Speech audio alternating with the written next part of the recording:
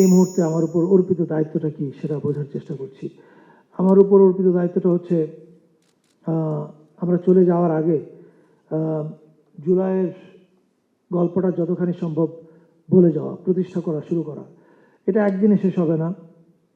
আপনারা জানেন যে যে কোনো ঘটনা যখন ঘটে ওটা হচ্ছে ফ্যাক্ট, কিন্তু ফ্যাক্ট তখনই গুরুত্বপূর্ণ হয়ে ওঠে যখন এটা আমাদের ন্যারেটিভের পার্ট হয়ে ওঠে।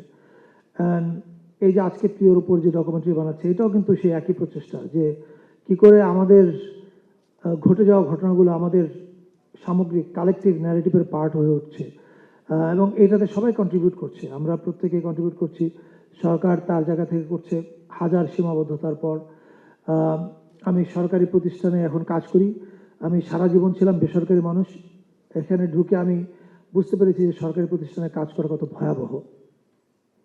আমি বেরোলে পরে একটা ভালো বই লিখতে পারবো যে হোয়াট আই ওয়েন্ট থ্রু এই এই এই কয় মাসে।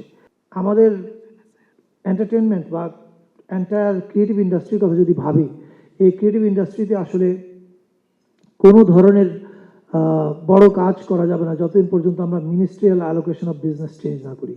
মানে everything has to come under one ministry. আপনি এটাকে মিনিস্ট্রি অফ কালচারাল অ্যাফেয়ার্স নামে রাখেন বা অন্য যে কোনো নামে রাখেন।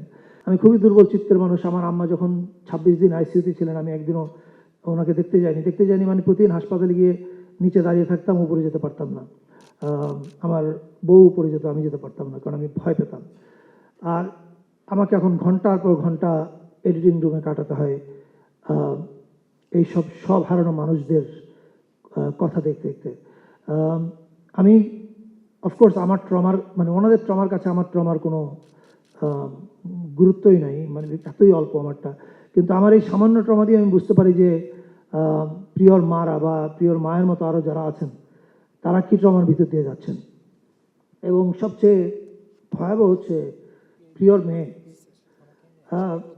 যে হয়তো জানেও না যে ও হয়তো বলে যে পুলিশ এসে ওর বাবাকে মেরে দিয়ে গেছে। ও জানে না যে হোয়াট ডাজ ইট, মানে এটা দিয়ে কী বোঝায় যে মেরে দিয়ে যাওয়া মানে কি, মানে বাবা এখন কোথায় আছে।